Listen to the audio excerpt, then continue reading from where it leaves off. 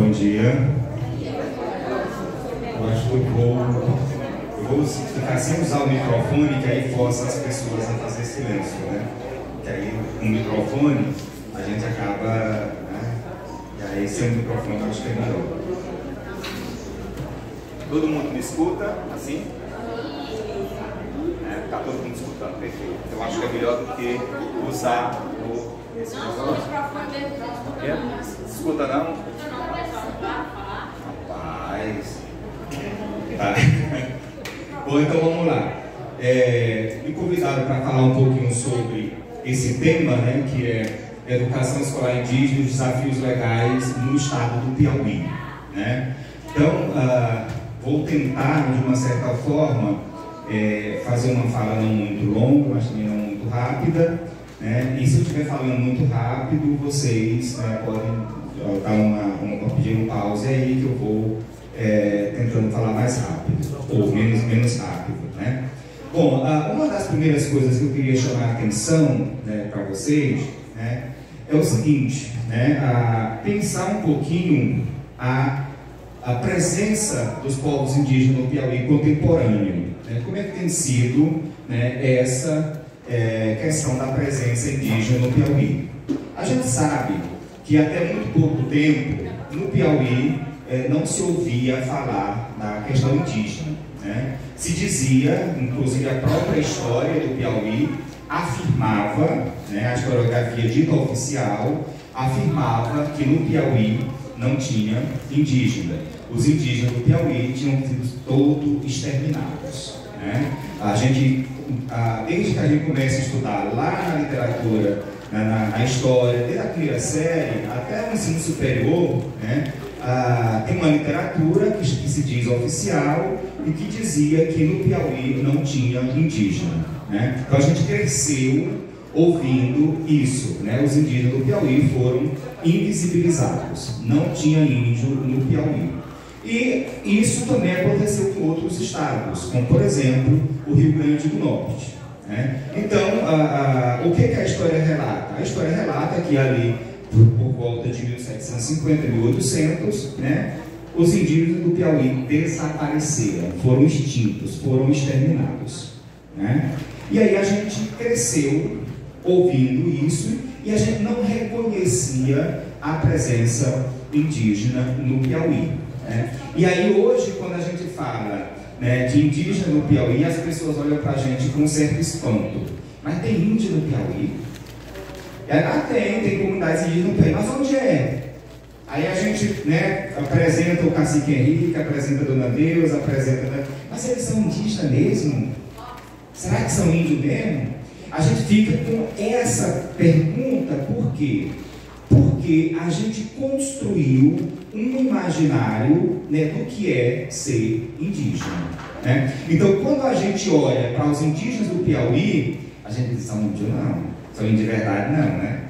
Então, por quê? Porque a gente construiu essa memória. E os livros de história, infelizmente, eles reforçam essa história e reforçam esse estereótipo de um indígena romântico lá de 1500, aquele índio nu, né, com uma flecha na mão, né, e um cocar na cabeça, que ninguém sabe nem será assim mesmo, mas foi a pintura que fora feita na carta de Pedro Vaz de Caminha e a gente passou a acreditar que era desta forma, né? Então, quando a gente fala hoje das populações indígenas no Piauí, a gente fala, né, e as pessoas têm um certo espanto, né? E esse espanto é por quê? Porque, de fato, né, a coisa assim, há essa ideia de que não tem, de fato, indígenas no Piauí, né? Bom, então, mas isso, né, eu já acabei de dizer isso, né, que não faz muito tempo, né, que a gente escutava falar sobre isso, né, que não tinha indígena no Piauí, né? Contudo, agora no início do novo milênio, nos anos 2000, a gente, né, começa a escutar, né, e eu coloquei a palavra, né, florescer, grupos indígenas, afirmando, né, uma etnicidade, afirmando uma identidade étnica aqui no Piauí, né? Então, no início dos anos 2000, a gente começa a ouvir isso, né? Mas, sobretudo, a partir de 2005, 2006, né? Então, começa um grupo de pessoas que começam a dizer, não, nós somos indígenas, né? Nós somos indígenas. A outra, não, nós somos caboclo. Inclusive, a Dan não está mais aqui, né? Mas era conhecida como os caboclos da Baixa Funda, né? Ou seja, é uma identidade que se aproxima da população indígena, mas nega a identidade indígena, ou seja, é caboclo, não é nem branco, nem indígena, ou seja, tem uma dupla negação aí em relação a esta população, que a gente vai conversar sobre isso depois, né? Mas, quando você fala que são caboclo, você está querendo dizer o quê? Dizendo que eles são indígenas. Mas isso é interessante, que você só reconhece eles como caboclo enquanto eles não estão reivindicando nenhum direito. Depois que começa a reivindicar direito, mas isso aí é um bom trabalho rural, não sei o quê, e agora fica inventando coisa, né? Então a gente começa a repensar, inclusive, essas questões, né? Mas o certo é que, a partir dos anos 2000, esse início do novo milênio, né, então começa-se um grupo de pessoas a reivindicar uma identidade étnica, ou seja, começa a reivindicar, dizendo, olha, eu sou indígena Tabajara, eu sou indígena Tapuio, eu sou indígena Cariri, eu sou indígena Gueguê, eu sou indígena Gamela, né, que são os grupos que a gente hoje tem aqui no Piauí. Né? Então, com isso, né, com esse processo de reconhecimento, com esse processo, né, de luta, né, da população indígena, né, então, como resultado, né, desses processos de reconhecimento, o que nós vamos ter? Nós vamos ter que em 2010, veja como é recente a história, né, essa presença indígena no Brasil, no Piauí contemporâneo. Né? Em 2010, a FUNAI vai reconhecer, né, a população tabajara lá em Piripiri. Né? É o primeiro grupo, né, do Piauí que é reconhecido oficialmente pelo Estado brasileiro. Uma vez que o Estado brasileiro tinha já negado essa população, né, os indígenas do Piauí foram extintos por meio de uma caneta, né, no século XIX, dizendo que não tinha mais indígena por meio da caneta, né, e agora, de novo, o Estado reconhece a partir de uma portaria, né, em 2010, reconhece a existência, né, das comunidades indígenas Tabajara lá em Piripiri, na região norte do Estado. Com isso também, né, o que acontece? A FUNAI, que é responsável, que é a Fundação Nacional dos Povos Indígenas, que é responsável por cuidar desta população, estabelece ali uma regional, uma sedezinha, né, uma CLT, para acompanhar o processo organizacional destas comunidades. Né? Então a gente começa aí um processo, né, de organização das populações indígenas no Piauí contemporâneo, né? Ou seja, nesse Piauí atual, né, que a gente está chamando aqui de contemporâneo. O que acontece então a partir de então? Né? Esses grupos, né, que estão afirmando a sua identidade, nós vamos ter em Piripiri, né, em seguida na Lagoa de São Francisco, que é onde o cacique Henrique mora. Nós vamos ter também em Queimada Nova, com os Cariri, né, e outros espaços vão surgindo, né, e as pessoas começam de uma certa forma, a refletir, a estudar sobre essas populações. Né? E aí, quando a gente começa a fazer esse processo de estudo, né, dessas populações indígenas, então elas começam a ser visibilizadas, né? Começam, de uma certa forma, dar maior visibilidade a essas populações, porque eles estão ali, escondidinhos, né, nas suas reivindicações. Chega um pesquisador, escreve um livro sobre eles, né? Aí coloca no mundo, faz um seminário na universidade, coloca no mundo, né? E aí então começou um processo de visibilização dessa população que outrora estava invisibilizada. Um dos primeiros estudos que a gente tem sobre os indígenas Tabajara foi em 2015, a dissertação de mestrado do professor Kleber Leite, que exatamente foi sobre os Tabajaras lá de Piripiri. Né? Então começa aí um processo de reorganização desses grupos. Depois nós vamos ter uma outra dissertação, que é da Cíntia, né, que vai falar, não foi essa Cíntia aqui, foi a outra Cíntia, né, que vai falar sobre os Cariri lá de Queimada Nova, que vocês vão ter condições de conhecer daqui a pouco, não vem? Não? Então, a Cíntia, ela vai escrever uma dissertação sobre os Cariri lá de Queimada Nova, com dona Cacica Francisca Cariri, né? Então, é uma dissertação de mestrado também que foi desenvolvida lá na antropologia, né? E depois, em 2018, né, a Ilana, né, vai desenvolver uma dissertação, uma pesquisa também sobre os Tabajara lá de Lagoa de São Francisco. Essas 3 dissertações, elas foram desenvolvidas no programa de pós-graduação em antropologia, né, ou seja, de lá onde a gente trabalha. Então, ou seja, a gente começa então, né, a ver um processo de reorganização dos povos indígenas, né? Então, aqueles indígenas que estavam invisibilizados pelo Estado, agora eles passam a ganhar visibilidade também pelo próprio Estado, né? Pelas instituições, né, do Estado, né? E aí, então, além dos Tabajara, além dos Cariri, né, nós temos ainda os Gamela e os Gueguê, né, que são povos que estão nessa luta mais recentemente. Os Gamelas começaram em 2017, né, nós temos já trabalhos também sobre os Gamela.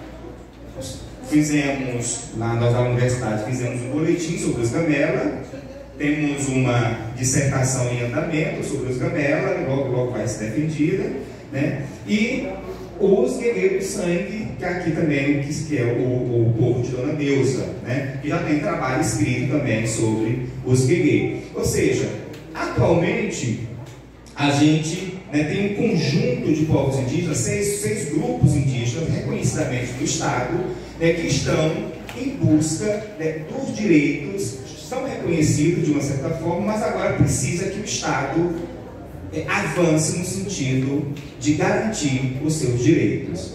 E aí temos mais uma outra coisa que é interessante, que em 2020, né, apesar do governo federal, por meio da FUNAI, já ter reconhecido essa população indígena, o Estado, por meio de uma lei, do número 7.389, reconhece a presença indígena no território piauiense. Lembra que eu disse anteriormente que, por meio de uma caneta, o governo da província do Piauí, lá no século XVIII, acabou com os índios que não tinham, né? E agora, em pleno século XXI, o governo também, por meio da caneta, reconhece formalmente a presença do indígena no Piauí. O que isso quer dizer? O que isso quer dizer que, de fato, as populações indígenas, elas não desapareceram, né? O Estado fez com que elas desaparecessem do ponto de vista, né, da lei. Para quê? Para se apropriar daquilo que era das populações indígenas, do seu bem mais precioso, que é a terra. Ora, em 1800 e alguma coisa, antes da lei de terras, o que dizia a legislação? Dizia que as terras, né, que as populações, eles chamavam de silvícolas, que as populações silvícolas viviam, eram deles, né? Então, se essas terras, onde essas populações viviam, onde eles estavam organizados em comunidade, pertenciam a eles, então o Estado e os fazendeiros que vinham, de uma certa forma, tentar invadir as terras, não podiam, porque tinha dono. Então, se eram considerados como silvícolas e eram os donos, o que o Estado faz? Diz, ó, não tem mais indígena. Se não tem mais indígenas, aquelas terras que a eles pertenciam, elas ficam livres. E aí o Estado poderia, de uma certa forma, né, ou de toda forma, usufruir daquelas terras. Então foi essa a estratégia do Estado naquele momento. Dizer que eles não existiam para se apoderar do direito à terra daquela população, né? E aí o que vai acontecer? Os índios estão todos aí, né? Mas foram invisibilizados, né? E tinha um outro problema, que dentro do processo que a gente chama de colonização, mas que na verdade foi invasão, destruição, etc., se as pessoas assumissem a sua identidade indígena, o que ia acontecer? Iam ser perseguidos, né? Por quê? Porque era visto como um entrave, né? Que índio era preguiçoso, que isso e aquilo, e que o fazendeiro queria porque queria aquelas terras, né? E além do mais, além de querer as terras, queria que essas pessoas trabalhassem como mão de obra barata, mão de obra escrava. Então, né, tudo isso foi confluindo para que o Estado fosse, de uma certa forma, invisibilizando a população indígena. Só que essa população, ela não deixou de existir, né? Ela ficou ali, em silêncio, né? Porque é aquela coisa, se você está ameaçado de morte, o que você faz? Você aparece ou você se esconde? Você se esconde, né? Se você dizer, ó, fulano de tal, assim, se disser que é dessa família X, ele vai morrer. Se alguém perguntar para você, tu é da família X? Ele vai dizer, não, nem conheço. Né? Porque ninguém está doido para querer morrer. Né? Então foi essa a estratégia, né, que os indígenas utilizaram. Negaram muito tempo que não eram indígenas, exatamente para quê? Para poder sobreviver. E aí quando é que muda isso? Isso vai mudar com a Constituição de 1988. Em 1988 nós temos a elaboração de uma Constituição chamada Constituição Cidadã, e aí então as populações indígenas têm a possibilidade, as pessoas têm a possibilidade de se reconhecer agora como grupo indígena. E aí, a partir desse momento, muitas populações indígenas que tinham desaparecido, entre aspas, né, começam a reaparecer. Ou seja, agora a gente pode dizer que é indígena porque a gente não corre o risco mais de morrer. A gente tem um direito agora à nossa existência. Né? Eles resistiram durante muito tempo, invisibilizados, e a Constituição fez com que eles pudessem agora aparecer novamente. Né? Então eles resistiram nesse processo para poder existir hoje. Né? Então hoje, de acordo com a Corime, né, a gente tem no Piauí os Gamela, Guegue, Tariri, Tabajara, Tapuipi e Tapuio. Né? São essas seis grupos étnicos que a gente tem aqui. Nós temos ainda uma aldeia, uma comunidade que são de Guajajaras, né, que é um grupo indígena do Maranhão, né, mas que estão vivendo no Piauí, né, elegeram o Piauí como estado, né, porque uma comunidade indígena lá em Teresina, e temos os Guarau, né, que são uma população indígena que veio da Venezuela e que se estabeleceram no Piauí há 4 anos, né, vivem na cidade de Teresina. Né? Então, se a gente for pensar em termos de população indígena no Piauí, nós temos 8 etnias vivendo no Piauí. Né? Tá, mas o que isso tem a ver? Estou fazendo esse resgate histórico, essa coisa toda em relação a essa questão indígena, se o tema é educação. Por que não foi direto para a educação? Né? Por quê? Porque essa é uma questão interessante, porque a gente precisa conhecer essas populações, um pouco esse histórico, para a gente poder, de fato, entender o que vai, de uma certa forma, exigir esse reconhecimento e esse direito educacional. Né? Ora, o que diz a pouco que a Constituição de 1988 ela vai possibilitar essa autoafirmação, né? Vai possibilitar a população indígena a esse reconhecimento. Né? E com esse reconhecimento também vem o quê? A garantia de direitos. Né? Ora, se eu reconheço esses indivíduos agora enquanto grupo étnico, enquanto uma população culturalmente diferenciada, então eles também são sujeitos de direitos. Né? Então, como é que a gente vai pensar agora o direito destas populações? Então, a Constituição de 88, né, ela que reconhece essa pluralidade, reconhece, e olha que é a primeira Constituição do Brasil a reconhecer, né, que o Brasil é um Estado pluriétnico e pluricultural. Nós tivemos a Constituição de 1824, que foi a primeira depois do Império, né? E as populações indígenas não eram sequer mencionadas. Nós vamos ter outras constituições, nós vamos ter a Constituição da República de 1891, né? Depois de 94, depois nós vamos ter a de 34, de 60, e aí vai, né, a 37, a de 60, e vamos para a de 88. Somente em 88 o Estado brasileiro reconhece-se como Estado pluricultural. E por que o Estado se reconhece como pluricultural? Porque houve um movimento, né, de reivindicação, um movimento de luta dos povos indígenas e dos povos negros. Porque antes disso, o Brasil se queria um país branco, europeu e cristão. Qual era a lógica do Brasil até os anos 30, 40? Era um processo de branqueamento. As populações indígenas iam desaparecer, os negros iam desaparecer, ia ficar todo mundo branco, porque inclusive se incentivou o casamento interétnico, né, para que fizesse esse processo de miscigenação e a miscigenação fosse para um processo de branqueamento, né? E aí com isso acabasse-se os índios, acabavam os negros e a gente era um país limpo, todo mundo branco, né? Lenda né, da povo aí, né? Querer esse processo, desconsiderando toda a cultura indígena e a cultura do povo negro, né? Tá, então, com isso, nós temos um fortalecimento aí e as políticas públicas, né, precisam agora ser desenvolvidas para essa população.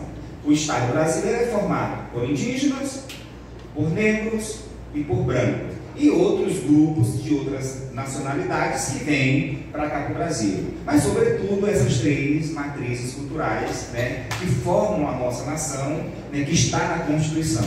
Então, precisa, de uma certa forma, ser reconhecidas, né? Precisamos de políticas públicas específicas para essas populações.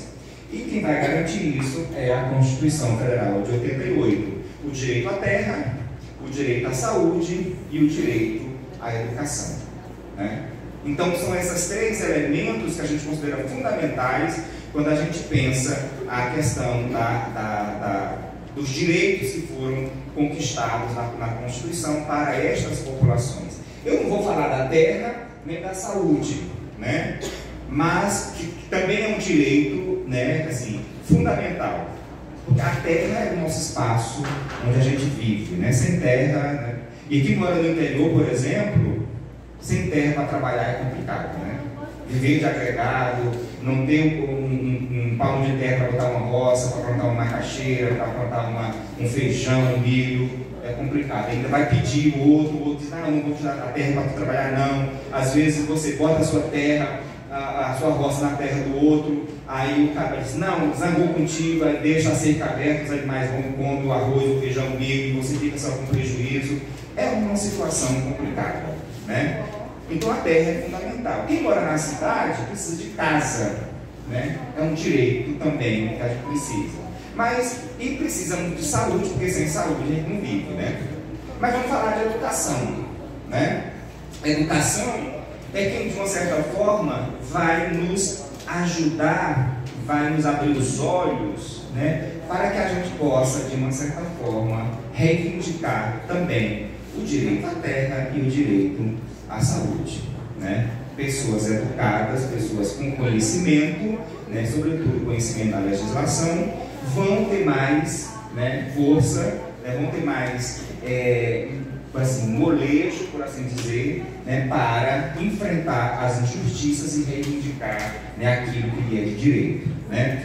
Mas então, em falando de educação, a gente tem algumas questões que são importantes. Essa questão de leis, eu vou passar um pouco rápido, né, porque depois vocês podem pegar, para a gente ir para o debate mais em si, para a gente entender, né, como que é que a gente precisa dessa educação escolar indígena, né, porque é um direito que está na Constituição, certo? A Constituição Federal de 88, ela vai garantir, artigo 205, né, educação é um direito de todos e dever do Estado. Então, todos nós temos direito à educação e o Estado tem a obrigação de prover isto. Se o Estado não está fazendo, tem alguma coisa errada. Então, é o dever do Estado, da família, e será promovido e incentivado em colaboração com a sociedade, visando o pleno exercício da cidadania. né? Então esse é um direito fundamental, né, que a Constituição estabelece, né? Todos nós temos direito à educação.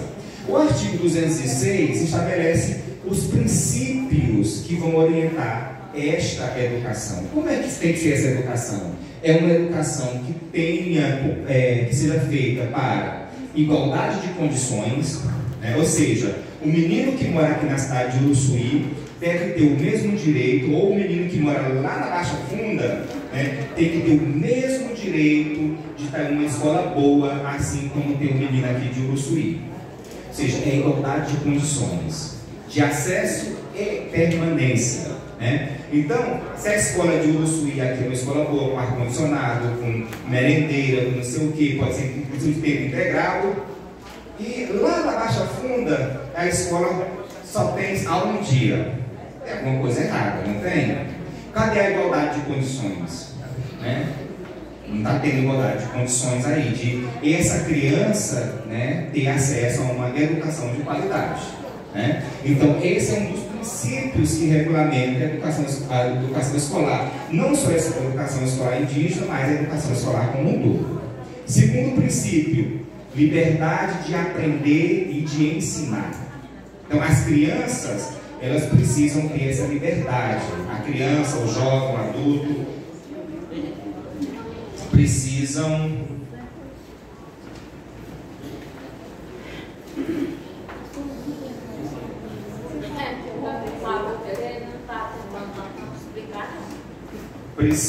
ter liberdade de aprender, de ensinar e de divulgar, né, tanto a sua arte como o seu saber. Né? Então, as crianças precisam dessa liberdade.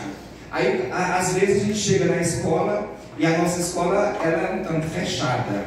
Né? Bota um determinado tem que ser dessa forma, isso e aquilo, e a gente que é professor, acho que tem mais professores aqui, né? A gente que é professor, a gente sonha com uma escola, com uma sala de aula maravilhosa, que é aquela onde o menino chega, se senta, não diz nada e só se levanta para ir para o recreio, na hora do lanche, e volta, senta de novo e vai embora. Esse é o nosso sonho, né? O menino, quando o menino conversa, quando o menino pergunta, quando o menino interage, a gente diz, ô menino danado, esse menino se caga, não sei o quê, né? E aí, ou seja, cadê a liberdade de aprender que a gente está dando para a criança? Mas a gente foi educado também dessa forma, e a gente não tem como, mas aí a gente só reproduz, a gente só oferece aquilo que a gente recebeu, né? Aquilo que a gente tem, né? Então a gente precisa reaprender também essa lógica, né? De querer que os meninos fiquem, né, dessa forma, né? E a ideia do pluralismo de ideias e concepções pedagógicas, né? Nesse terceiro princípio do pluralismo é que a gente coloca também a questão da educação escolar indígena, pluralismo cultural, né? São diversas culturas, diversas formas de aprender, diversas formas de ensinar, né? Então a gente precisa levar isso em consideração. Então são esses os princípios que orientam a nossa educação, que a gente precisa ter em mente, né? Seguindo um pouco mais, eu digo que vou devagar e rápido, me demorando demais. Artigo 210, né, também da Constituição, né, vai falar do que tem que ser ensinado, do que precisa ser ensinado, mas eu queria ir para o parágrafo 2º, né, do artigo 210. O que ele diz? O ensino fundamental regular será ministrado em língua portuguesa, né, assegurar às comunidades indígenas, né, a utilização de suas línguas maternas e os processos próprios de aprendizado, né? E esse é um ponto específico, né, para a gente pensar, já que nós estamos discutindo educação escolar indígena, né, como é que nós vamos pensar a educação escolar indígena em Uruçuí, levando em consideração esse parágrafo do artigo 210. Né? E aí eu não vou nem falar de língua materna, porque como aqui todo mundo fala português, né, a língua é o português, mas pensar a partir de quê? A partir dos processos próprios de aprendizagem. Porque os meninos que moram no interior, que moram na roça, né, eles têm um jeito próprio de aprender. Eles aprendem a partir de quê? A partir da observação, da experiência. Ele vê o pai fazendo, ele vai repetindo. Por exemplo, eu nunca precisou meu pai me ensinar cavaleiro nem capinar, nem plantar feijão nem arroz. Ele não me dizia, é assim, não. Eu via ele fazendo e ia aprendendo a partir da experiência. E assim a gente tem uma porção de outras situações de aprendizado. E a gente precisa levar em consideração essas questões, né? Então, é pensar que a educação escolar indígena, eles têm os processos próprios de aprendizado, né? E é preciso levar em consideração. E para isso, a gente precisa escutar quem? Nesse processo de elaboração, de pensar na educação escolar indígena. Escutar a comunidade. Aí, muitas vezes, o professor chega na comunidade, não conhece, é da cidade, tem isso aqui, né? A maioria das escolas do interior, os professores são da cidade, né? Aí o professor sai da cidade, vai para o interior, chega lá, nem conversa com a comunidade, vai direto para a escola, ministra a sua aula e de lá vai-se embora. Não tem nenhuma interação com a comunidade, né? E aí chega botando um monte de banca, né? Sem conhecer, sem nada, e aí quando os meninos não aprendem, a culpa é do menino, a culpa é do pai que não leva a sério, etc, etc. Nunca é do professor, né? Nunca tem culpa, né? É sempre a culpa do aluno ou dos pais, mas a gente não está nem se abrindo para conhecer a realidade das crianças. A gente não visita um pai, aí o que a gente faz? A gente inventa aquelas reuniões de pais e mestres.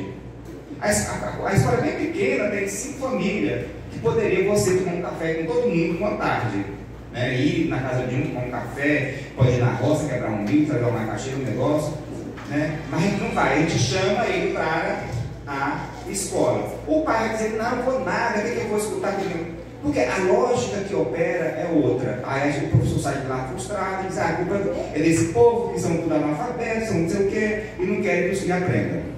Aí volta frustrado para casa e a educação não funciona, né? Então a gente precisa começar a observar o que diz a letra da Constituição, né, em relação à educação. É preciso considerar os processos próprios de cada comunidade, de cada local onde a gente está inserido, né? Mas sigamos. A lei da Constituição, né, de 88 garantir essa questão da educação escolar indígena. Logo em seguida, em 91, né, nós vamos ter um decreto. Porque o que acontece? A partir dos anos 70, em 70, nós vamos ter todo um processo de mobilização das comunidades indígenas, dos povos indígenas, reivindicando saúde, reivindicando terra, reivindicando educação. Por quê? Porque nós tínhamos uma educação que era uma educação para a integração. Era para os indígenas perder a língua, era para os indígenas perder a sua cultura, assim sucessivamente, né? Eu, por exemplo, onde eu trabalhei lá em Roraima, de onde eu venho, né, o pessoal dizia que os professores chegavam na comunidade, eles queriam falar em macuxi, por exemplo, mas não conseguiam falar em macuxi, por quê? Porque o professor não sabia macuxi. Então, eles não aprendiam por quê? O professor falava português, eles falavam macuxi.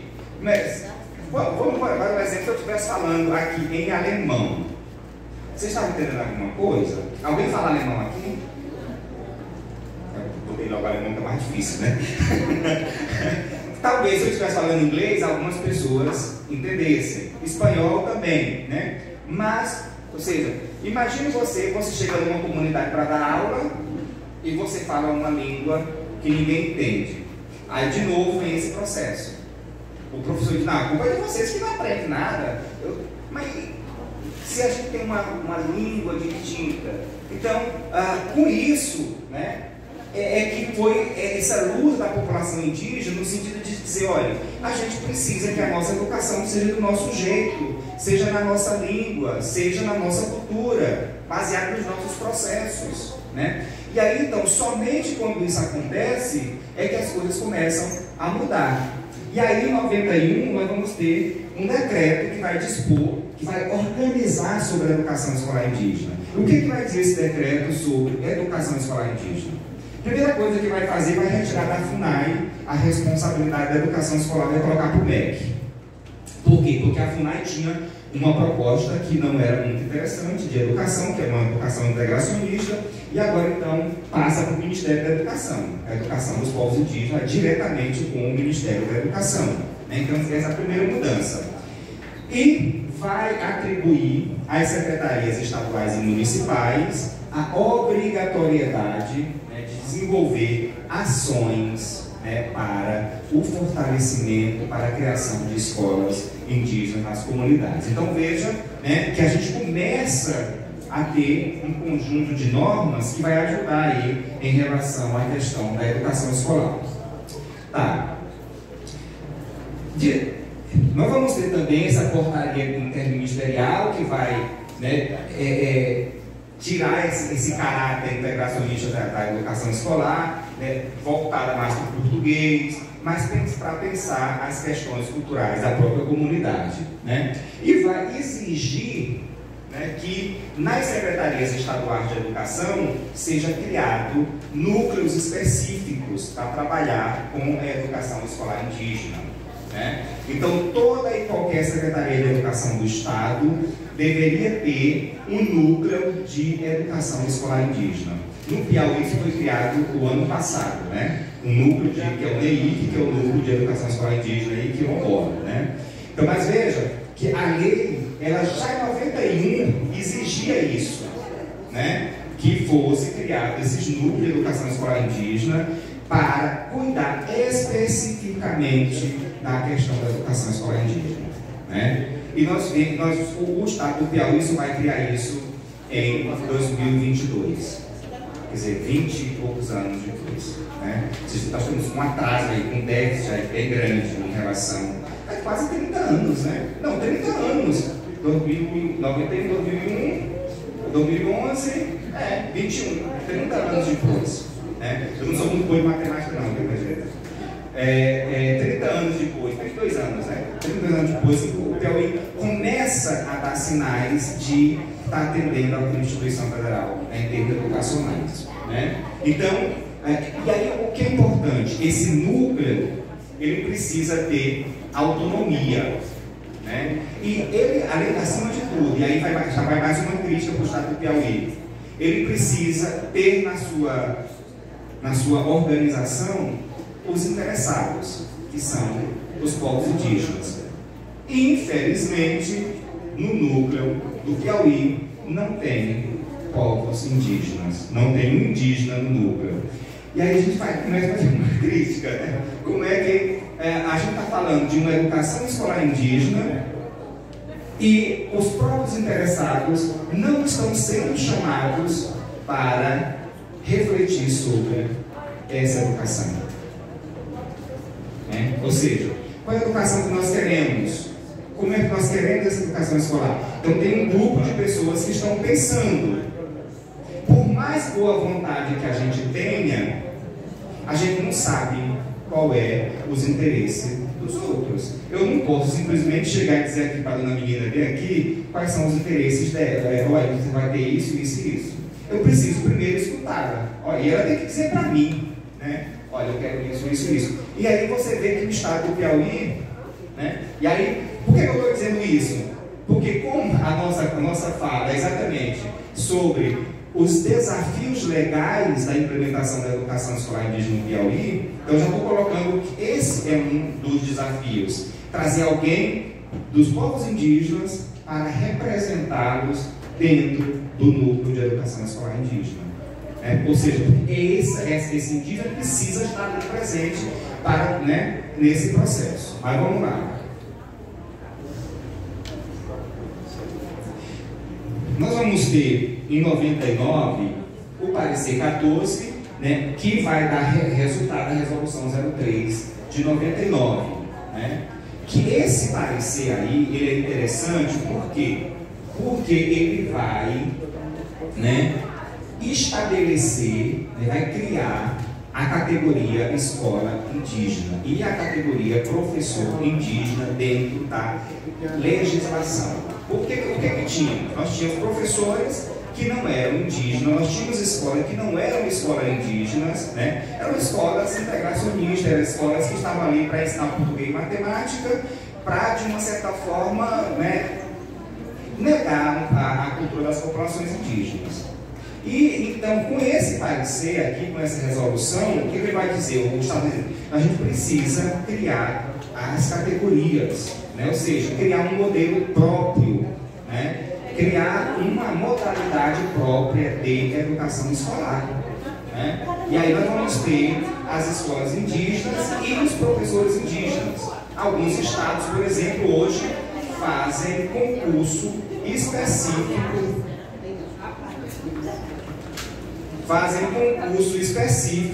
para professor indígena, né? A gente tem hoje concursos, né, só quem pode concorrer, só quem é indígena, em vários estados do país. No Piauí não temos ainda, né?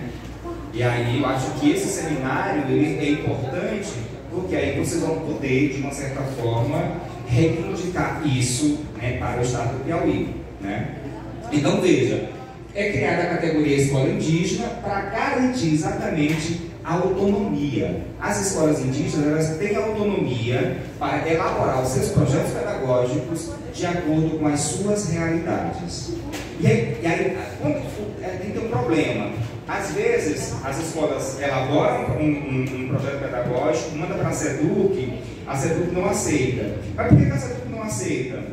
Porque não tem ninguém que represente as populações indígenas lá do grupo, às vezes as pessoas não entendem a situação e aí a coisa volta. Por isso a importância dos núcleos de educação escolar indígena dentro da SEDUC. Por quê? Porque esse núcleo vai acompanhar todas as escolas indígenas. Então os projetos vão primeiro para esse núcleo, né?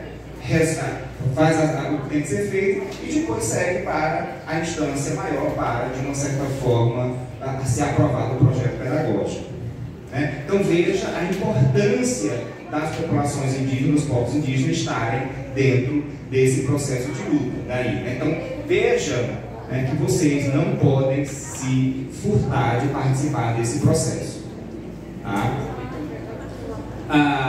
Ainda essa resolução, né, ela vai exigir formação, né, capacitação diferenciada para os professores indígenas, né? Em alguns estados criou-se o magistério indígena, porque muitos professores eles não tinham, só tinham a primeira, a quarta série, tinha até a oitava série. Então as escolas começaram a, né, ter uma nova formação. E aí o que a lei faz? Vamos garantir formação. Tá? Por exemplo, lá em Roraima, vou dar o exemplo de Roraima, porque de onde eu tenho mais tempo, né? Que primeiro criou-se o magistério, formou todo mundo para trabalhar a primeira e a quarta série. Quando esses meninos que estavam na quarta série foram para o do quinto, né, ao oitavo ano, porque antes, né, agora que mudou um pouquinho, né, agora é do sexto ao nono ano, que era o ginásio que a gente chamava anteriormente, que era o meu tempo era ginásio, né, primário e ginásio. Hoje agora tudo é fundamental, do primeiro ao nono ano, né. Aí então esses professores precisavam passar por um processo de formação.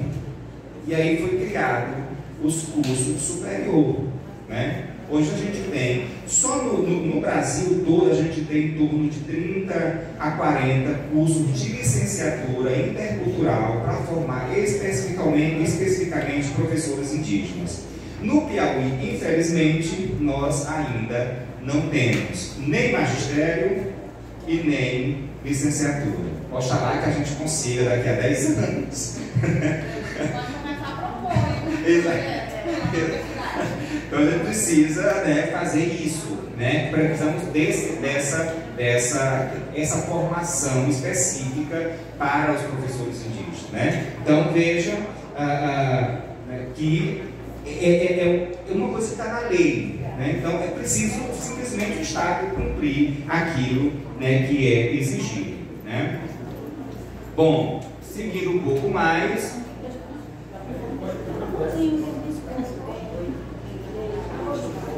Tá. Esse é um ponto interessante. Esse é um ponto interessante que eu quero colocar para vocês, que às vezes a gente tem uns ruídos, né, em relação a isso, né? Que é essa compreensão da lei de que cabe ao Estado regular regularizar, né, cabe ao Estado regularizar, né, a criação, autorização, reconhecimento, credenciamento, supervisão e avaliação da educação escolar indígena. A prefeitura pode fazer uma escola indígena? Pode, mas não é recomendável. Porque a obrigação é do Estado. Aí você diz, professor, mas a LDB diz que ensino fundamental menor é da prefeitura, ensino médio é do Estado. Isso a LDB está tratando de educação de uma forma geral, uma educação regular, que não é para as populações indígenas. E aí a gente tem que entender que a educação escolar indígena é uma modalidade específica, com leis e regulamentos próprios. E o regulamento da educação escolar indígena diz, é obrigação do Estado. Mas a escola é lá no Uruçuí. O Estado não vai interferir e dizer, não, entra em contato com a prefeitura e diz, olha, tu tens condições de tocar essa escola dessa maneira? Tenho. Então, faz parceria. Se não tem, o Estado assume a responsabilidade. Mas a responsabilidade é, de fato, do Estado. Né? O município pode fazer, né? Olha o que diz aqui a legislação. Os municípios que tiverem interesse e condições de ofertar, né, podem fazer em termos de colaboração com o Estado. Mas elas devem estar regularizadas pelo Conselho Estadual da Educação. Né? Então, veja que é preciso aí um diálogo das prefeituras com o Estado, né, para tratar dessas questões da educação escolar indígena. Que aí, de novo, repito, a responsabilidade é do Estado, né, nos termos da legislação. Tá. A LDB também vai trazer outras questões. Né? Eu vou passar um pouco mais rápido essa questão da legislação, né? E aí nós vamos ter também alguns artigos na LDB que vai exatamente tratar também dessas questões, né? Que é como é que tem que ser a educação escolar indígena, né? A questão da parte diversificada, a questão da cultura, os objetivos, né? Aí de novo nós temos a questão da utilização da língua materna, né? Os processos próprios de aprendizado, essa coisa toda. Eu vou passar um pouquinho mais à frente, né? O artigo 78, né, vai trazer especificamente sobre as populações indígenas, o que tem que ser feito, né, em relação à educação, ela tem que ser bilíngue e intercultural, né, artigo 78 da LDB, né, e aí tem alguns objetivos em relação aos povos indígenas, proporcionar aos indígenas a recuperação de suas memórias históricas, reafirmação de suas identidades, né? Valorização das línguas, garantir, né, acesso à informação. São essas questões que a LDB está dizendo em relação aos povos indígenas. Né? E aí, além disso, né, os programas, ou seja, os projetos pedagógicos, aquilo que tem que ser ensinado nas escolas, eles têm que ser planejados com as comunidades. Né? Eu não posso simplesmente chegar lá e dizer vou dar esse conteúdo. Não, eu vou planejar com as comunidades. Né? Então, veja que o processo educacional para as populações indígenas tem que ter algumas características que a gente está, né, apontando aqui. E aí ele vai trazendo esses outros elementos aí, mas eu vou passar um pouquinho adiante. Tem o decreto da OIT, né, que tem que ser escutado, as comunidades indígenas, né? Bom, deixa eu seguir um pouco mais. E aí a gente tem um outro documento que é um referencial curricular para a educação escolar indígena. Nós não temos as nossas diretrizes, né? Então, as populações indígenas também têm aqui as suas diretrizes, né? Seus referenciais curriculares, né? E aí, então, o que diz aí esse referencial, né? Eu vou passar um pouquinho mais rápido, né, para a gente não se cansar tanto. né? Temos vários decretos, né? O último decreto, que foi de 2009, que foi o estabelecimento dos territórios étnico-educacional, que depois a gente pode falar só sobre isso, né? Mas eu queria chamar a atenção aqui, que depois dessa legislação, né, como é que tem que ser a educação escolar indígena? A partir da legislação, né, que a gente tem, né, como é que tem que ser a educação escolar indígena? Um dos primeiros elementos que a gente coloca, uma das primeiras características da educação escolar indígena, é que ela tem que ser comunitária. Por que a educação escolar indígena tem que ser comunitária? Né? E aí a gente começa pensando, porque ela deve ser produzida na e pela própria comunidade.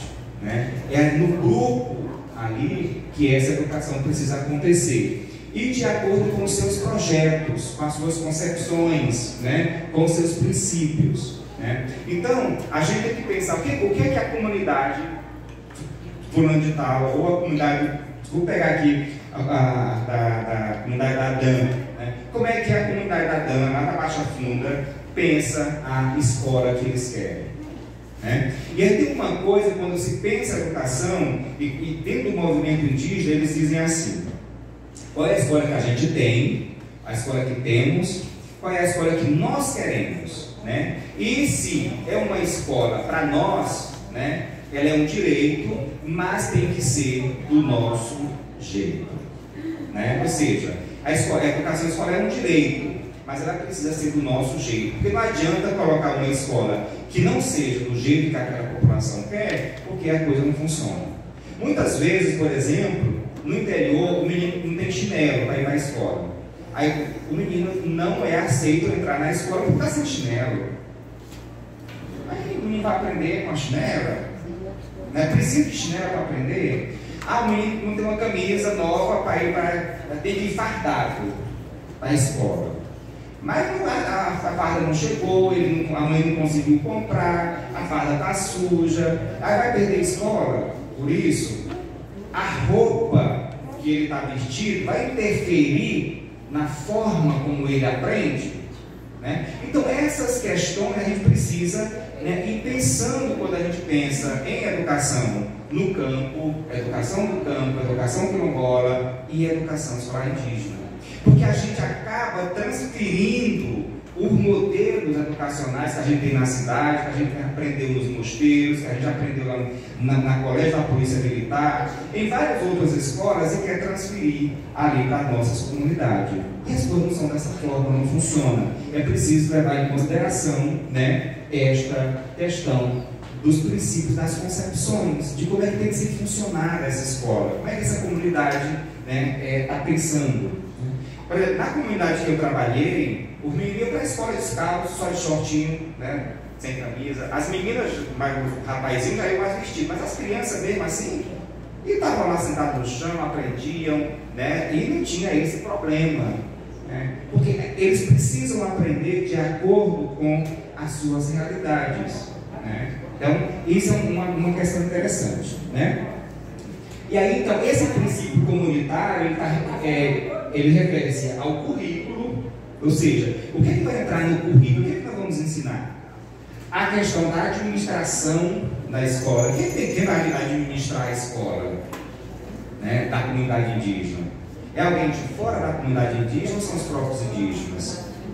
Tem que ser os próprios indígenas, né? A escola da comunidade deles tem que ser eles, né?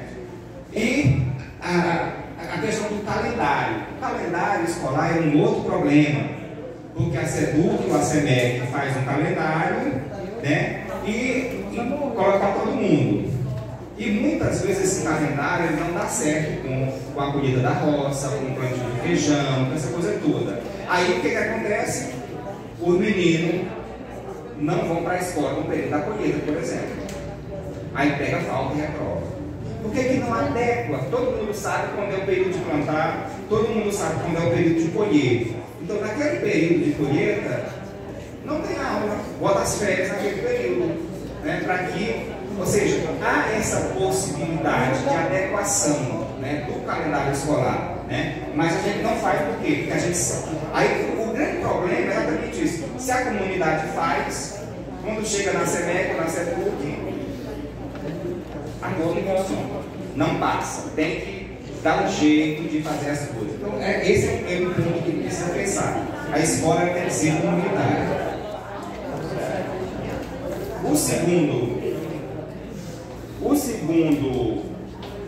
A segunda característica da escola, ela tem que ser intercultural.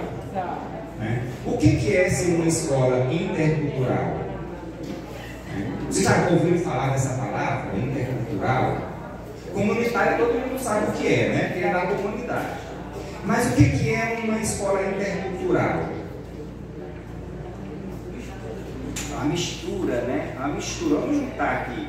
Juntar as culturas distintas, as diversas formas de aprendizado, as diversas formas de aprender. Eu pego um modelo daqui, eu pego a cultura dali, né? E aquela cultura toda que está, né, dentro da comunidade, ela precisa ir para a escola, né? Então, a gente tem, a nossa educação tem que ser nesse modelo, né? Ou seja, de valorização da diversidade de cultura, né?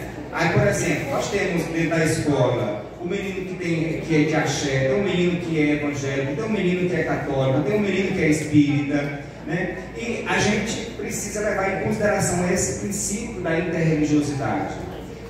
Tem um menino que pode ser indígena, o outro pode ser quilombola, tem características distintas. Um daqui do Piauí, mas tem um Maranhão bem aqui do lado, que já tem uma outra forma de organização. Então, esse princípio intercultural precisa orientar a nossa educação, né? E aí, o que é mais importante nisso? Perceber que não tem uma cultura melhor ou pior que a outra. E aí é onde a gente precisa colocar. Mas a cultura dos índios não são evoluídas, são culturas inferiores. Não. Existem culturas que são diferentes. Não existe uma cultura melhor, nem uma cultura pior. A gente colocar na nossa cabeça, por exemplo, que a cultura europeia é mais importante. Mas isso por quê? Colocar porque eles querem estar por cima. Mas não existe, né, cultura, né, mais importante do que a outra. Hoje a gente está trabalhando exatamente com as leis 10.639 e 11.645, exatamente para quê? Para dizer, olha, a história da população indígena é tão importante quanto a história da população europeia. A história da população africana é tão importante quanto a história da população europeia. E precisamos dialogar com isso. A filosofia grega é importante? É, mas a filosofia indígena também é importante. É diferente? As percepções de mundo são diferentes? São. Mas não significa que uma seja melhor do que a outra. Eu não sei se vocês já leram, por exemplo, já escutou falar de um grande pensador indígena que é o Davi Yanomami. Ele tem um livro chamado A Queda do Céu. Um livro de 600 páginas, chamado A Queda do Céu.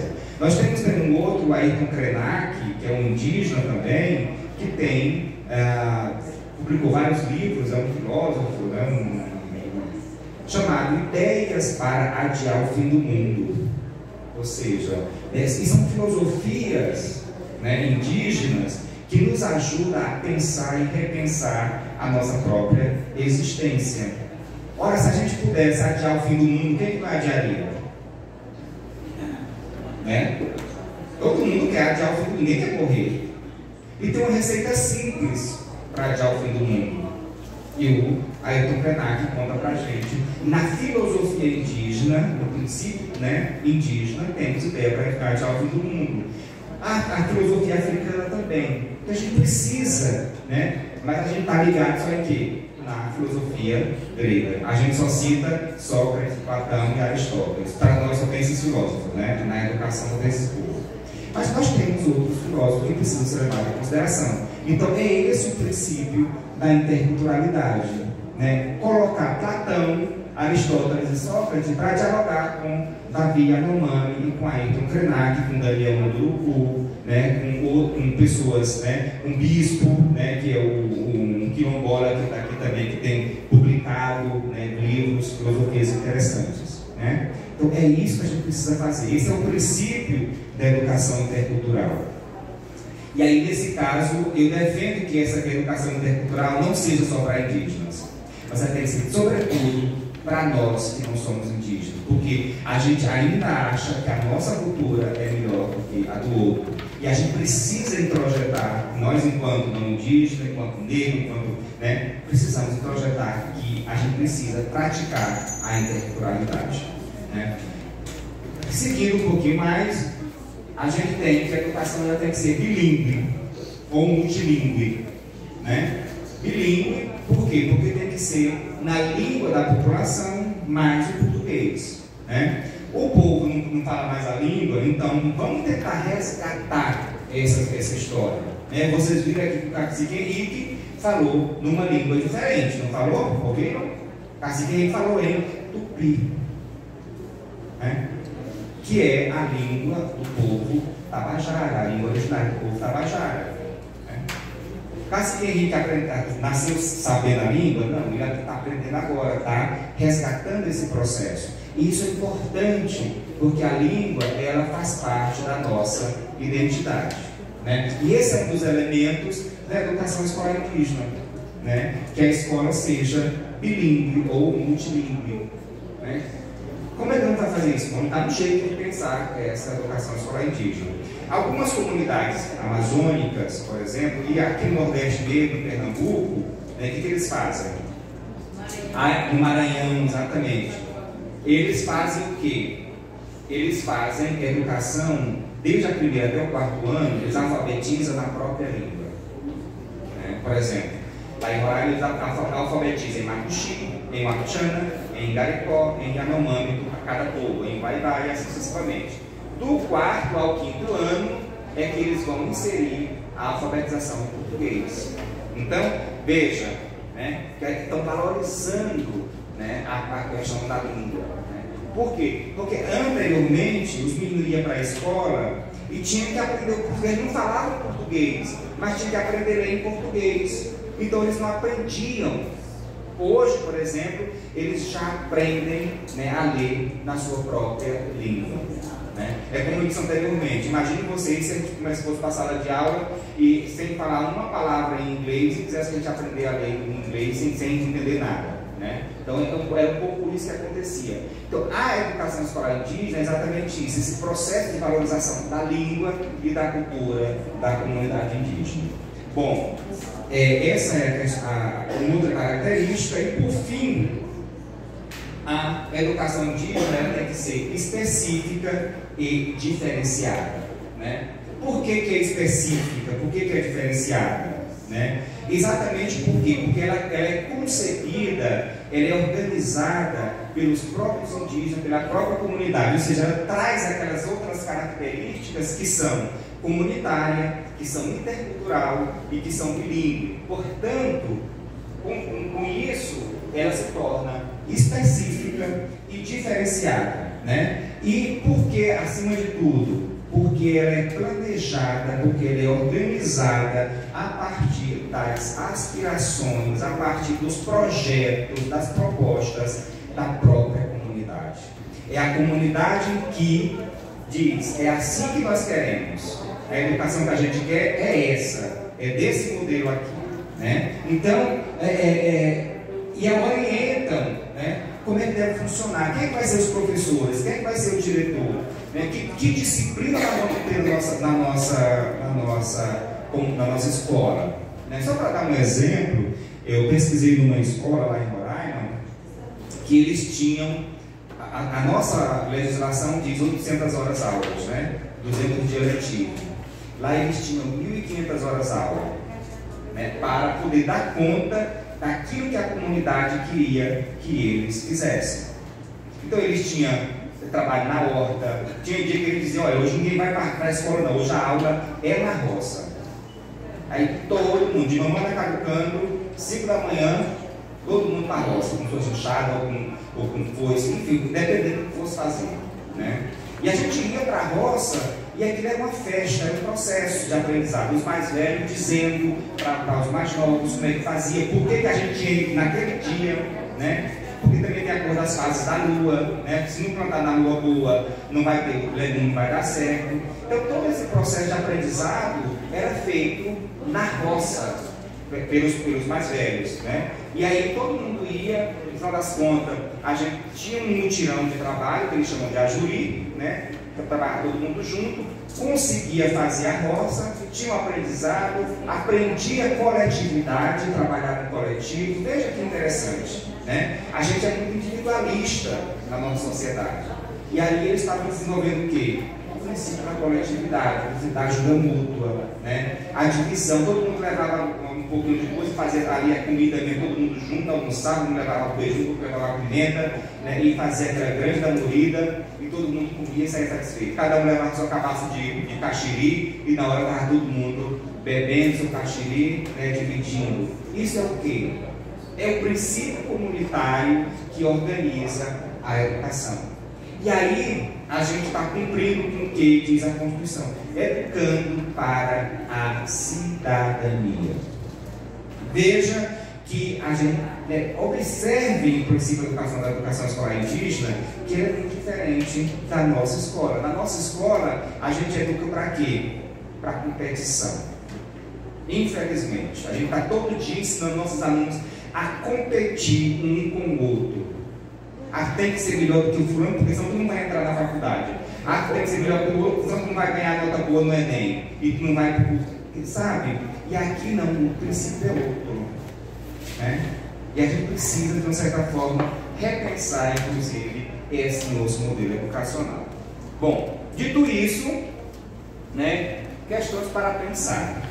Se a gente sabe de tudo isso, né, em termos de organização escolar, temos toda essa legislação desde 88, o Estado do Piauí reconhece, e o Estado brasileiro reconhece as populações indígenas desde 2010, né?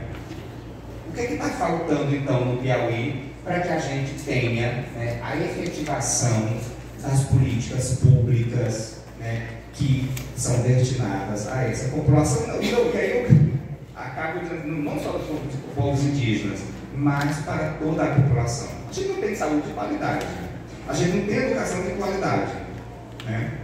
E a gente não tem direito à terra.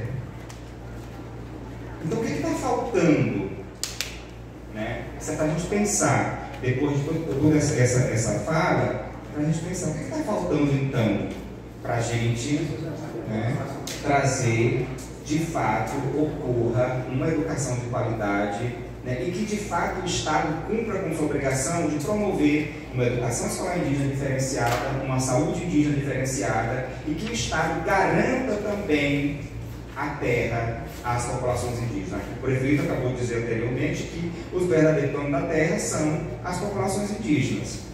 Mas aqui no Uruçuí, os indígenas têm terra, os trabalhadores têm terra. Quem tem terra são as pessoas que vieram de fora recentemente e que estão expulsando, inclusive, aqueles que aqui viviam anteriormente. Tem 2 semanas atrás, eu fui aqui na região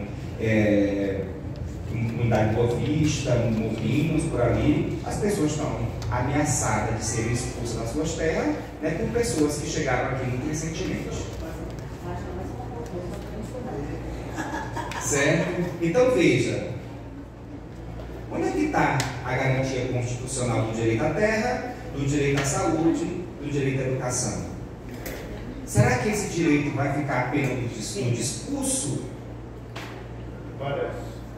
E o que é que nós estamos fazendo? Nós como professores, nós como movimento indígena, nós como, né, indígenas, que somos aqui Adão, né, os outros aqui, né? O que é que nós estamos fazendo, né, no Piauí? O movimento indígena já está desde 2005, né, se organizando. Desde 2001, me corrija aqui Adão, né, desde 2001 está se organizando, lutando, reivindicando, e nós estamos em 2023 e essa política educacional, que é um direito garantido constitucionalmente, ainda não foi implementada. O que é que falta? Né? Isso para a gente, né, ir pensando. Né? O que está faltando por parte do Estado? Será que o Estado, de fato, está reconhecendo a população indígena? Ou está, de uma certa forma, tentando ludibriar? dizendo que reconhece, mas não está reconhecendo de fato, né? Para a gente pensar um pouquinho essas questões. A outra pergunta, né, que a gente coloca: quais são os entraves, né, para que a gente possa ter de fato uma política educacional, né, para as populações indígenas, e não só para as populações indígenas, né, para as populações do campo, para a população da cidade, né, para os, né, enfim, né, todos. Quais os entraves? Quais os desafios, né? Eu tenho algumas questões, né, que eu penso, né, que a gente precisa, pensar, né? Como as comunidades ou o movimento indígena estão agindo frente a esse não cumprimento de suas demandas em relação à política educacional. Porque, veja, eu estou no Piauí desde 2015. Cheguei em 2015, em 2016, teve um seminário lá na universidade, na Semana dos Povos Indígenas, né? E naquele seminário a gente fez uma carta, né, a Carta dos Povos Indígenas, né, que é um marco na luta, né, dos povos indígenas no Piauí. E em 2016 já se reivindicava educação escolar indígena, já se reivindicava saúde indígena específica e diferenciada, né? Já se reivindicava terra, demarcação das terras. O governo se comprometeu que ia fazer imediatamente tudo isso. Em 2014, um ano antes da minha chegada aqui no Piauí, o Estado tinha assinado o Pacto Potiron, que é um pacto em relação aos territórios etnoeducacionais, que o Estado se comprometia em promover a educação escolar indígena no Piauí, né? E até hoje a gente não tem escola indígena no Piauí. Então o que está faltando? Né? O que está acontecendo que a gente não tem a escola indígena no Piauí? Tá, o Estado diz: não, eu criei o núcleo de educação escolar indígena. Temos agora, inclusive as meninas vão falar daqui a pouco, mais tarde, sobre, né, as atividades do núcleo, né, da educação escolar indígena. Mas as escolas, né, ainda não começou esse processo, né? E o que me parece é que há uma resistência dentro da própria SEDUC, dentro do próprio, não digo do núcleo, o núcleo tem, né, muita boa vontade para trabalhar, mas a própria SEDUC parece não reconhecer, né? E aí tem uma coisa que, a meu ver, está relacionada com a percepção que a gente tem de indígena, né? Está relacionada com a forma como a gente concebeu quem são os povos indígenas no Piauí, né? Porque a gente tem a ideia de que quem é indígena, aquilo que eu perguntei no início da minha fala. A gente, quando fala indígena, a gente pensa logo aquele indígena nu, né, com a flecha e que mora na floresta. E aí, quando você apresenta o cacique Henrique, né, se ele não tiver com o colocar dele, ele vai dizer: não é índio, não, isso é um trabalho rural, né? Apresenta o Cícera: no Piauí tem índio? Nunca vi comunidade no Piauí, né? Ou seja, não há o reconhecimento. Por quê? Porque os índios do Piauí, eles perderam aquilo que a gente chama na antropologia de distintividade cultural, né? Quais são os sinais mais fortes da distintividade cultural que a gente tem, né? As vestimentas, a gente pensa logo, né, na questão, quando a gente olha a questão indígena, a gente olha logo a vestimenta, a flecha e a língua. Se não temos esses sinais, a gente então não é de verdade não, né? E de verdade é aquele que mora na floresta. Então a gente precisa acabar com esse estereótipo, né? Precisa acabar com esse estereótipo. Por quê? Porque se a gente querer que os indígenas tenham parado no tempo de 1500 para cá, aí não tem condições, né, gente? A gente não está sempre passando por um processo de mudança, né? A gente não está sempre trazendo coisas novas, agregando, aprendendo coisas, né? Então quer dizer que o fato de eu falar português, o fato de eu aprender a ler, o fato de eu aprender a escrever, o fato de eu ter uma casa boa, ter um carro, vai de uma certa forma interferir em quem eu sou? Agora, eu estou morando no Piauí há 7 anos, não sou mais maranhense, sou piauiense agora. Eu já vi isso, né? Eu não estou mais no Brasil, mudei para os Estados Unidos, por exemplo. Não sou mais brasileiro. Eu já vi isso, né? Aí, por exemplo, mas tem umas coisas. Aí o índio, se ele sair da comunidade e vem para a cidade, não é mais índio, não, é caboclo. Perdeu a cultura. Mas os outros, com os outros não acontece o mesmo, né? Por exemplo, você vem, o pessoal vem do sul, né? Aí você não chama mais ele continua chamando ele de quê? De gaúcho. Né? O menino nasce aqui, mas continua sendo gaúcho.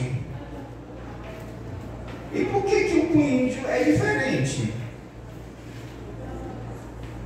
Vejam essas coisas, sabe? Então, mas por que a gente faz isso? Porque quando a gente está querendo exatamente não reconhecer essa questão do indígena, é porque por trás disso está a negação do direito. Porque se tu reconhecer Adã como indígena, né, e a toda a comunidade dela como indígena, tu vai precisar reconhecer o direito que ela tem à terra que ela ocupa. E a grande questão é, tu não queres reconhecer que ela tem o direito à terra. O outro que vem lá da Sacundó do Brejo pode ter direito, mas ela não.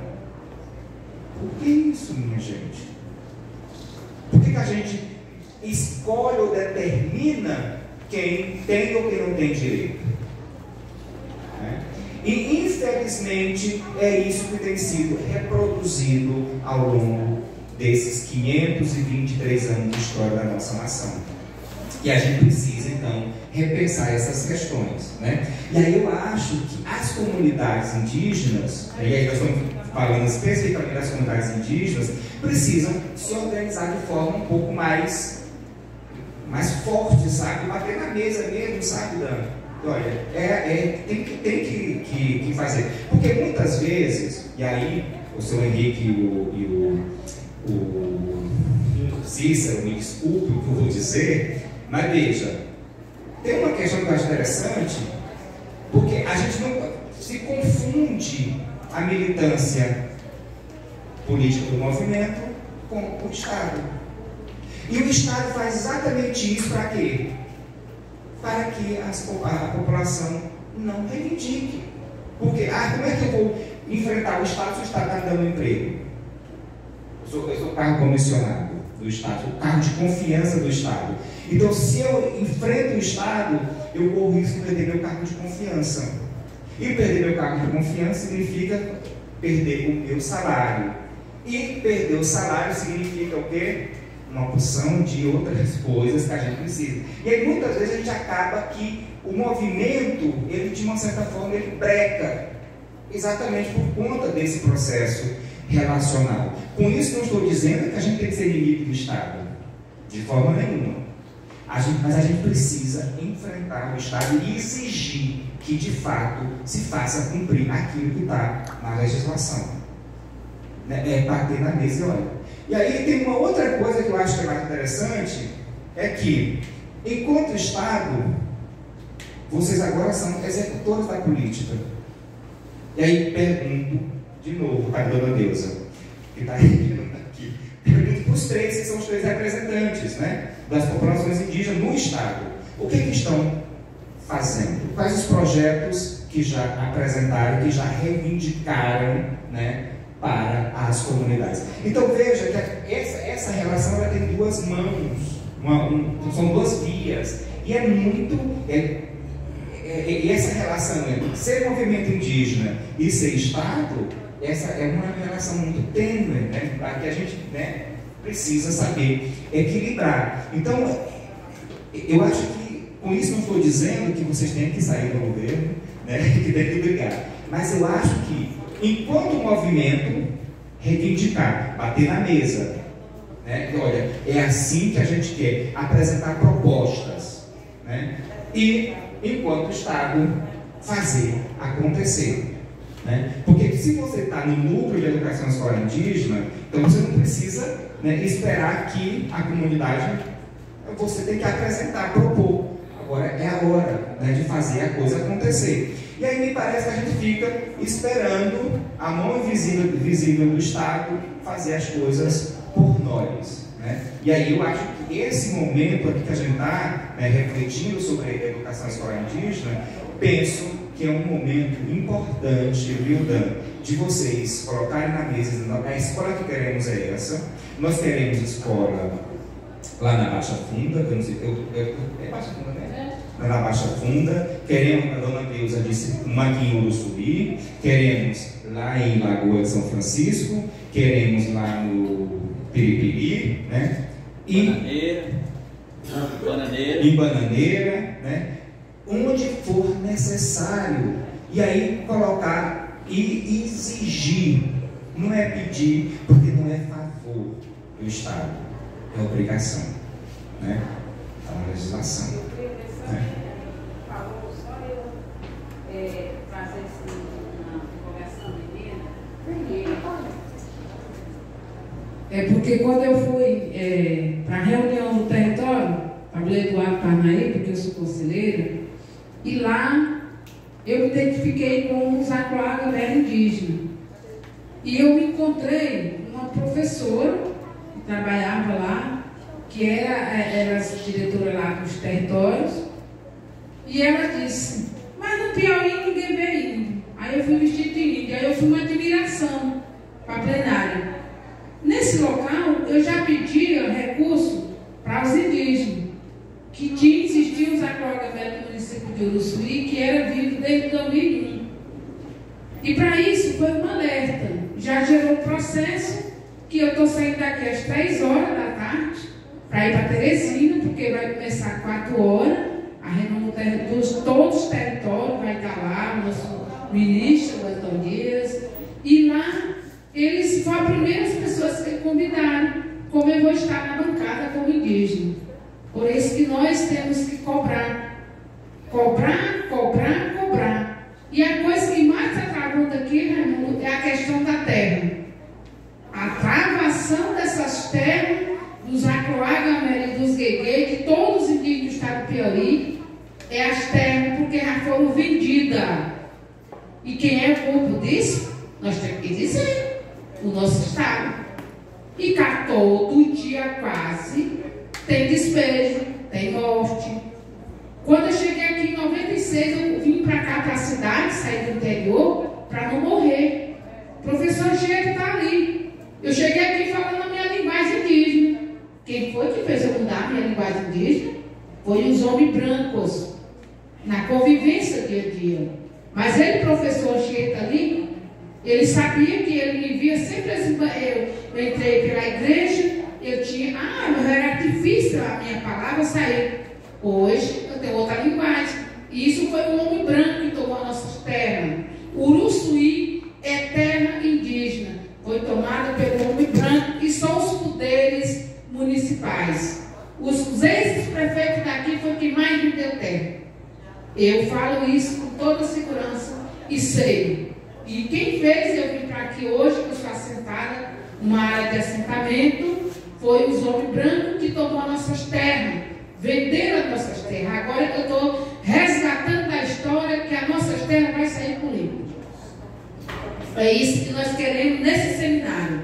Nossos colegas, por favor, mantenham nessa sala hoje e amanhã, porque isso é um grande seminário indígena, as professoras, diretoras, mantenham esse local. E nós não vamos sair desse aqui. Quem fez eu vestir roupa foi o homem branco. Que quando tinha o colégio São Antônio lá, que né, a gente ia para o colégio, eu só ia de calcinha. Eu tinha os cabelos que davam nas cadeiras. Aí o homem branco fez tirar toda a nossa cultura para destruir a vida dos indígenas. Nós temos uma parte também.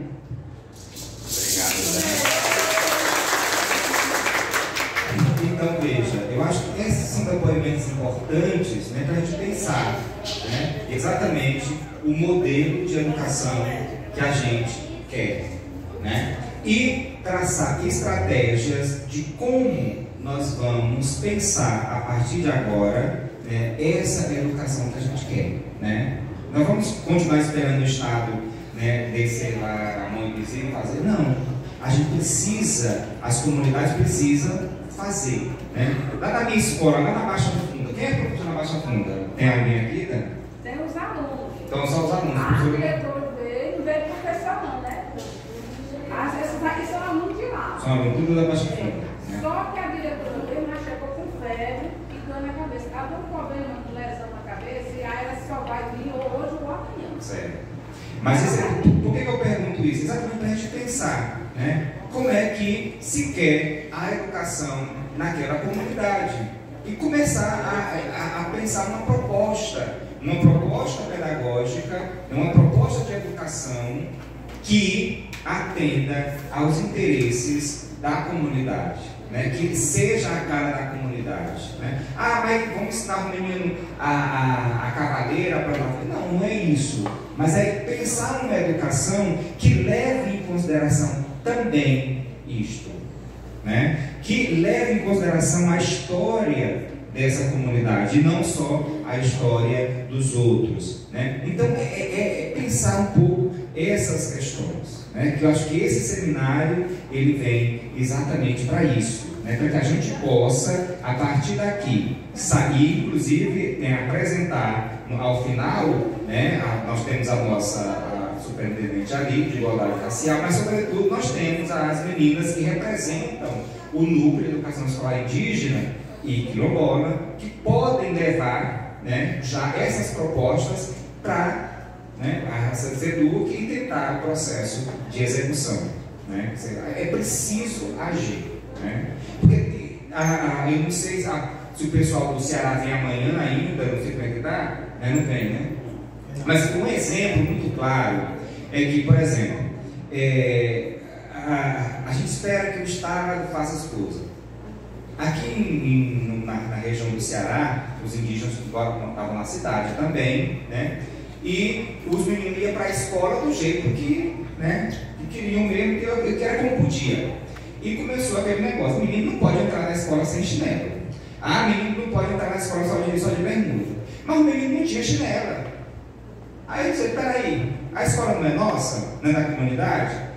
Ou vai ser do nosso jeito agora. Os meninos não vão voltar se tivessem camisa, não. Não vai voltar se tivessem chinelo, não. E aí começaram o processo, ocuparam a escola, né?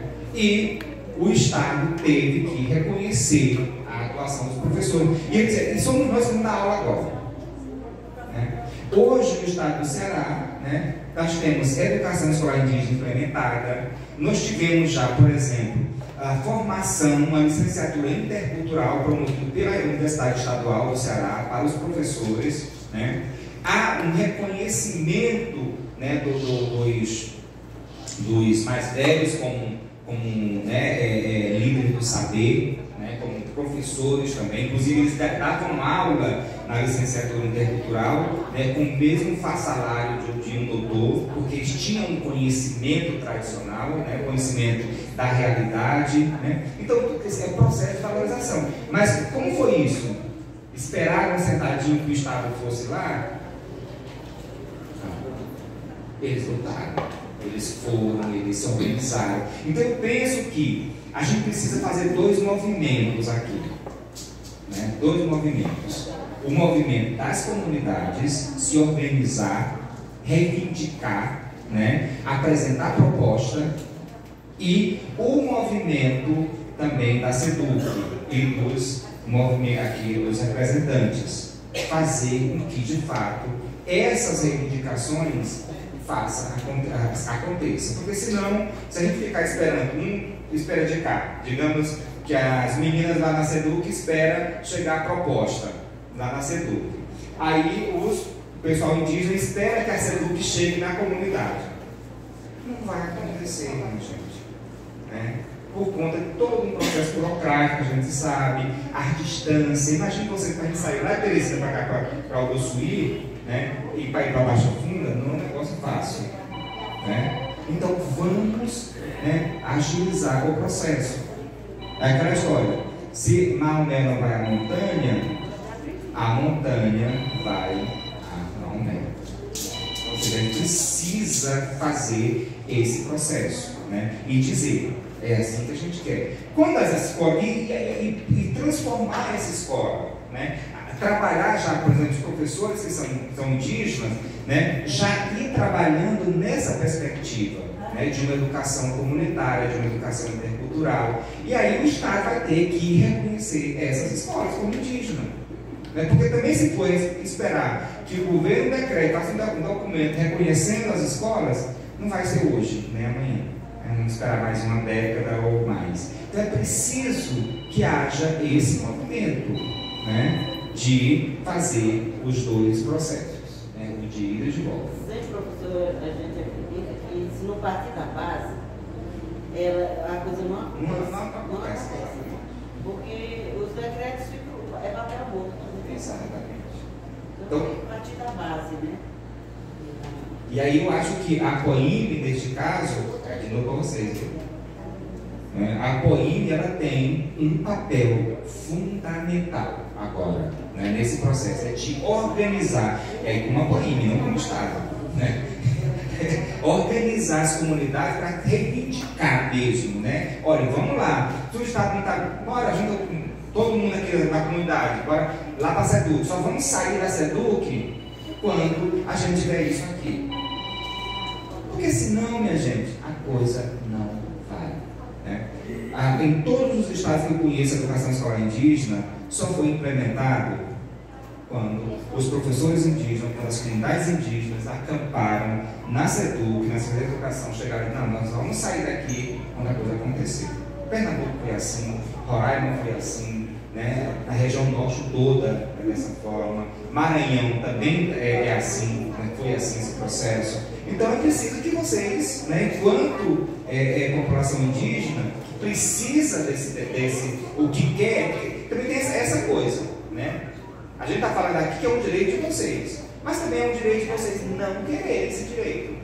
Né? Ninguém é obrigado a querer uma educação, um modelo educacional que você não quer. Você, mas nós queremos uma escola militar, por exemplo. É direito de vocês. Né? Agora, né, a gente precisa, né, se não houver esse processo também de identificação, de reconhecimento, né, você se reconhecer enquanto indígena, enquanto quilombola, enquanto pertencente àquele grupo, também não adianta. Né? É preciso você se reconhecer e ter convicção, né, de que você a partir desse momento, você, né, então vai entrar na luta para garantir os seus direitos. Agora, se você também não se reconhece, porque também tem a vergonha, né?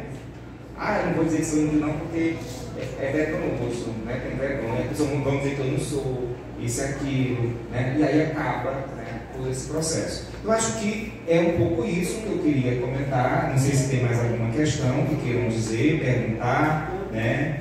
E se não, agora acho que já quase 12 horas, está todo mundo com fome, né? E com sono. Essas experiências já existentes em outros estados, né? Alguém se dispor a se empoderar dessas experiências para poder começar do nada. Exatamente. Tem que começar de algo que possa ela essa ideia, né? Por aí.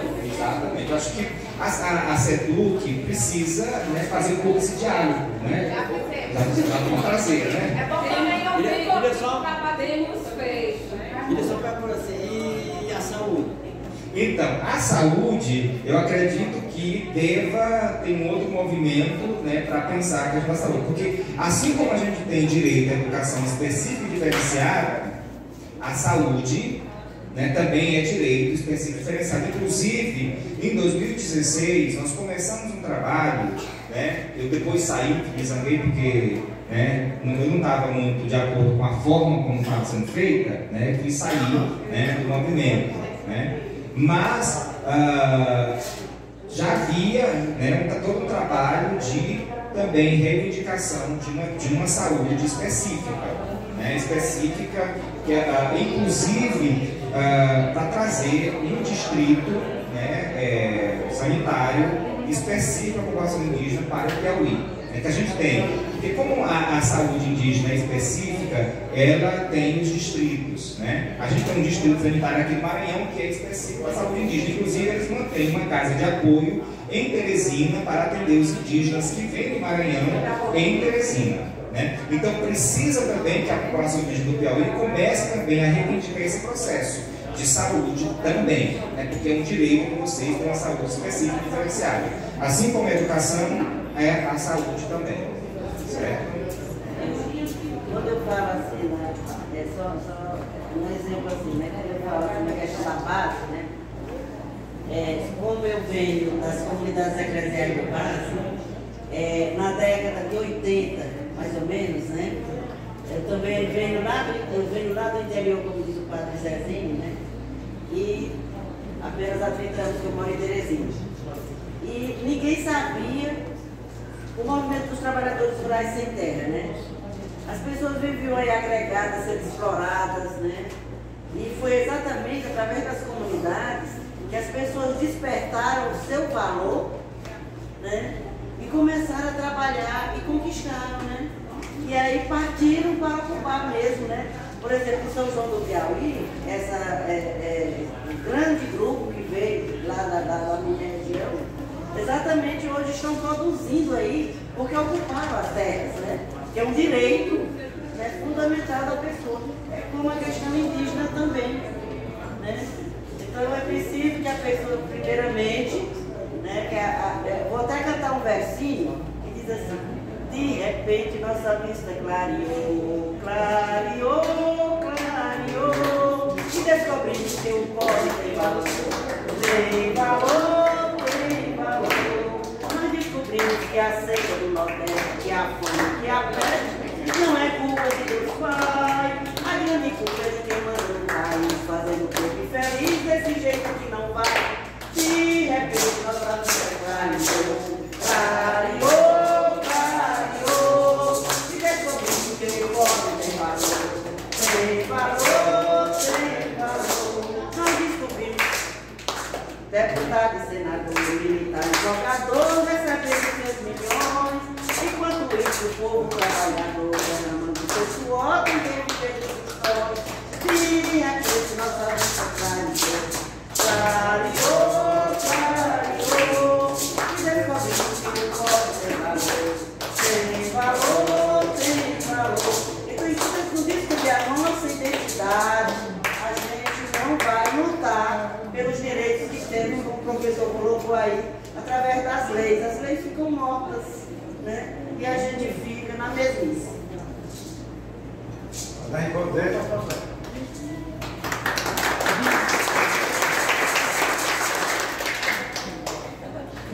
Pois é, a gente está vendo, professor, que a gente está vendo hoje, essa questão da SEDUC. Vai ter uma formação dos professores, das entidades, né, indígenas. Está pedindo só um professor, isso, uma pessoa. O Estado tem que abrir sessão, que tem que ir o professor e tem que ir aquela pessoa, os caciques, que entende também a questão indígena. Porque o professor, ele está nascendo. E nós já temos maduro, que nós sabemos a necessidade da questão indígena. Aí é onde começa as coisas já errando. Já errando sim. Só um Piauí desse. Nós somos 12, né, Cacique? Nós somos 12, né, ou é 10? Rio de Janeiro, do estado inteiro. 7. Nós somos 7. 7 etnias. Sim. Aí você vai levar, aí vai por cada entidade que representa os Zacroa, vai só um professor de cada um. E aí já começa errando, porque o professor não está por dentro dessas políticas públicas. Quem tem que ir para lá é o professor, junto com seus caciques, que está preparado. Isso aí é que começa errando.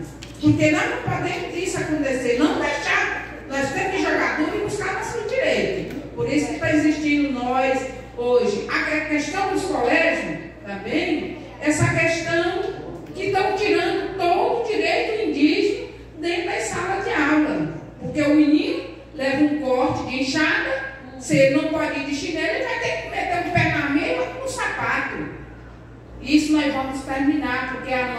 cultura, vai tudo acontecer. Por isso que tem os ministros de cultura que voltou ao Brasil para ser respeitados. E nós não vamos aceitar, nós os Cloagameiros, e só segue pessoas para Fortaleza, não. Tem professor que vai chegar lá e vai ficar só olhando.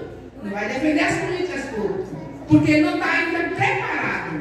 Nós vamos preparar os professores e aí a gente vai aceitar. Mas essa decisão do Estado, nós não vamos aceitar, não. Pode? Pode na ideia. Só pode quando deve. Oi, gente, bom dia, boa tarde já, não sei, né? A gente não sonha com bom dia, né? Eu só queria fazer uma fala, Dan, só para explicar um pouquinho, porque às vezes as coisas ficam um pouco confusas, né? O que a Dan está comentando, gente, é um evento que vai ter em Fortaleza nos dias 12 e 13 de junho. O que é esse evento? É um evento promovido pelo FNDE, que é como se fosse o Banco da Educação, né, do nosso Brasil, e pela FUNAI, pela Fundação Nacional dos Povos Indígenas. Essas duas entidades convidaram, por meio de ofício, as secretarias estaduais de educação de todo o Brasil para levar representantes. Eles já estipularam quem seriam essas pessoas e a quantidade. Então não foi nem a SEDUC, né? Então foi convidada a SEDUC falando um representante, docente ou coordenador que esteja ligado à escola para participar desse evento. Então o critério veio de lá para cá. O que nós do núcleo fizemos? Nós fomos fazer o diálogo com o secretário para que ele garantisse a passagem desses, inclusive 9 que nós conseguimos levar, né? Nós vamos conseguir levar 9 educadores indígenas, porque a gente correu atrás e lutou. A SEDUC vai pagar a passagem desses indígenas e o FNDE e a FUNAI vão pagar as diárias, né? Então, assim, a gente recebeu essa demanda. Então, assim, o Estado tem culpa de muita coisa, mas nesse caso é bom que a gente entenda também, né, colocar os pingos nos is, para não ficar também uma coisa muito desinformado, né? Então, assim, o movimento indígena, e aí eu concordo plenamente com as falas que foram feitas aqui pelo Raimundo, pela Dan, né? Tem mesmo que cobrar, tem que cobrar do Estado, para que o Estado aplique de fato a lei, né? Mas a gente tem que saber como cobrar também, né? E saber o que está sendo feito, né? Para a gente também não ser injusto com quem está fazendo, né? Para a gente saber quem está lutando com a gente e quem não está lutando com a gente. Quem está junto conosco no movimento, né? Embora esteja dentro do Estado, quem está fazendo a luta para a gente se incorporar. Porque se a gente afasta quem está lutando junto conosco, a gente perde, a gente não ganha, né? A crítica, ela é sempre bem-vinda, sempre. Mas o respeito também com quem está ajudando na luta, né? Então é isso, gente. Muito obrigada. Mais alguém? Eu acredito que os professores que já estão atuando na parte indígena, eles estão preparados, porque eles fizeram estudo para isso. E esse aprendizado é diário.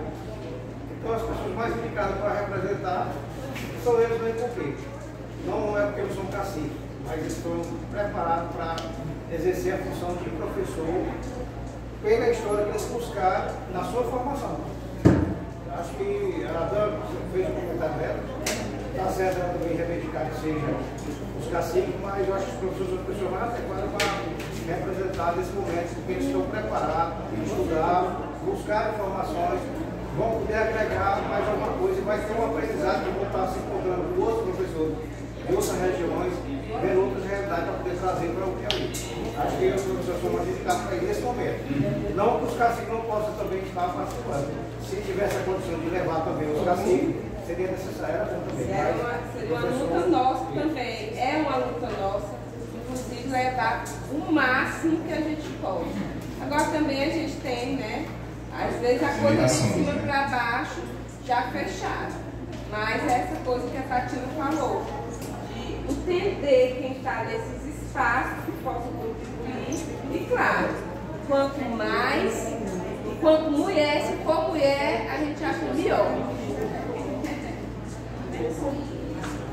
Ok, mais alguém quer dizer alguma coisa? Se não, cacique, a gente encerra 4h30, né?